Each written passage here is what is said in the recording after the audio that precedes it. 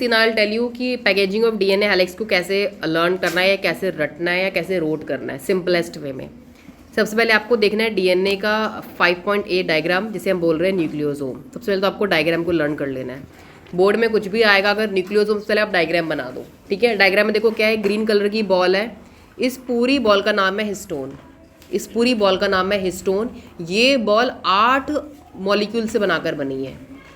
ये बॉल बनी है 8 मॉलिक्यूल। तो आप इस बॉल के अंदर 8 टुकड़े बना दो, नंबरिंग कर दो 1 2 3 4 5 6 7 8। और इस पूरी बॉल का नाम है हिस्टोन ऑक्टा। ऑक्ट मतलब 8 मॉलिक्यूल। क्लियर। अब आपको जो पिंक शेड में जो आपको धागा दिख रहा है, ये पिंक शेड मान लो एक धागा है, और ये धागा है डीएनए। ये धागा है डीएनए। ये धागा इस बॉल के चारों तरफ लिपटा हुआ है। लिपट गया। अब लिपट तो गया, अब ये खुल भी सकता है लिपटा हुआ, इसलिए हम इसको बांधने के लिए टाँका लगाएंगे जिसका नाम है H1 हिस्टोन से। H1 हिस्टोन के नाम से एक प्रोटीन से इसमें टाँका लगा, जैसे हम सिलाई करते हैं ना कपड़े की, बाद में हम इसको टाँका लगाते हैं ऐसे दोबारा से सुई घुमाकर। क्यों? ताकि वो धागा पूरा आपके उस कपड़े में से निकल ना जाए। तो जो टाँका हमने लगाया उसका नाम है H1 हिस्टोन। इतना समझ में आ गया।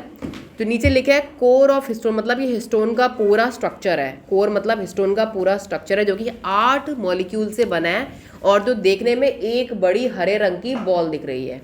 क्लियर हो गया। अब देखो इसमें क्या इंपॉर्टेंट आता है।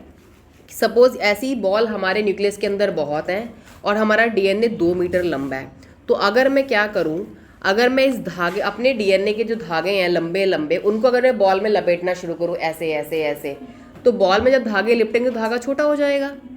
एक धागा वैसे इतना लंबा दिख रहा है मुझे 2 मीटर का, अगर मैं उसे लपेट दूँ तो धागा तो छोटा हो गया, तो मतलब कि मेरे पास बहुत सारी स्पेस होगी। इसी वजह से डीएनए को पैक करने के लिए न्यूक्लियस ने अपने अंदर कुछ बॉल्स रखी हैं। उन बॉल्स का नाम है हिस्टोन, ताकि वो बॉल में डीएनए लिपटे और डीएनए छोटा होता जाए। ऐसी एक नहीं अनेक बॉल है। अब बात आती है इन बॉल्स का नाम क्या है। इन बॉल का नाम है हिस्टोन। ओके, ये बॉल होती है हिस्टोन। अब बात आती है ये बॉल में डीएनए कैसे लिपट जाता है, क्योंकि क्वेश्चन आ सकता है कि वाई इट्स पॉसिबल। आपको ये लिखना है कि डीएनए नेगेटिवली चार्ज होता है, बॉल होती है पॉजिटिव। तो नेगेटिव पॉजिटिव आपस में करते हैं अट्रैक्ट और रहते हैं चिपके हुए, इस वजह से। क्लियर हो गया। अब जो बॉल है इसका नाम है हिस्टोन, वो बॉल 2 अमीनो एसिड से बनी है। उस बॉल में भी 2 अमीनो एसिड है, 2 केमिकल है, उसका नाम है लाइजीन एंड आर्जिनिन। तो lysine plus arginine is equal to histone लिख लो। आपको ये 2 अमीनो एसिड के नाम तो याद करने, थोड़ा तो आपको मेहनत करनी पड़ेगी। तो मतलब कि lysine L plus A, lysine plus arginine is equal to हो जाता है आपका H। तो मतलब वो 2 अमीनो एसिड से बनी हुई है। ओके, एक तो आपको ये लर्न हो गया डायग्राम, और दूसरा तीसरी चीज़ आपको क्या लर्न करनी है कि क्रोमैटिन क्या है। तो देखिए क्रोमैटिन क्या है, जो हमारा न्यूक्लियोसोम होता है हमारा पूरा का पूरा, it constitute the repeating units. वो बार बार रिपीट हो रहा है। एक बॉल में धागा लिपटा है, फिर दूसरी बॉल में धागा लिपटा है, फिर तीसरी बॉल, ऐसे बार बार सेम स्ट्रक्चर न्यूक्लियस के अंदर रिपीट हो रहा है। जब वो स्ट्रक्चर बार बार रिपीट होता है तो उसको बोलते हैं क्रोमैटिन। क्रोमैटिन मतलब धागे में लिपटी हुई बॉलें, धागे में लिपटी हुई बॉलें, या फिर बीड्स ऑन स्ट्रिंग, मोती माला में एक धागे में पिरोए हुए, बीड्स ऑन स्ट्रिंग। क्लियर हो गया। अब आपको लर्न कर लिया क्रोमैटिन। अब यहीं से हमारा तीसरा इंपॉर्टेंट चीज़ आ जाएगी, types of chromatin. Chromatin 2 type के होते हैं, मतलब धागे जो बॉल में लिपटे हैं वो 2 तरीके से लिपट सकते हैं।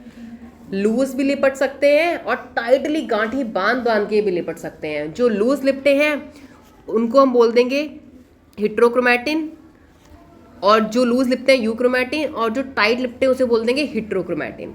डेंसली और लूजली, अगर हमारी बॉल्स में बहुत ही लूजली लिपटे हैं धागे तो हम उसे बोल देंगे लूजली पैक्ड, उसको बोलेंगे यूक्रोमैटिन।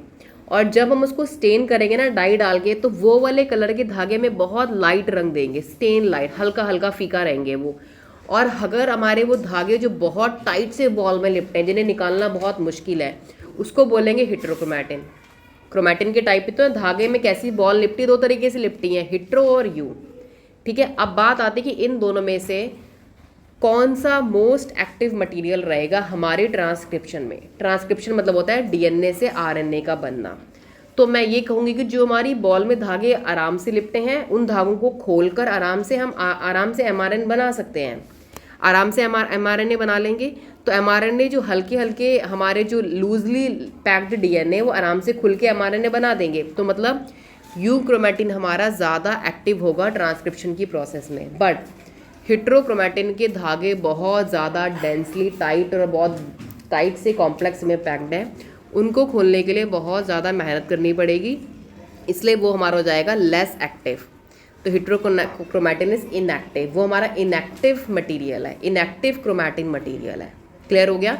तो यहाँ से क्वेश्चन आएगा ज़रूर, हेट्रो और यूक्रोमैटिन में एक्टिव कौन और क्यों है। क्लियर हो गया? तो ये आपका हमारा ईजिएस्ट एक्सप्लेनेशन हो गया कि कैसे हम ये समझ सकें कि न्यूक्लियोसोम मॉडल को कैसे रटना है।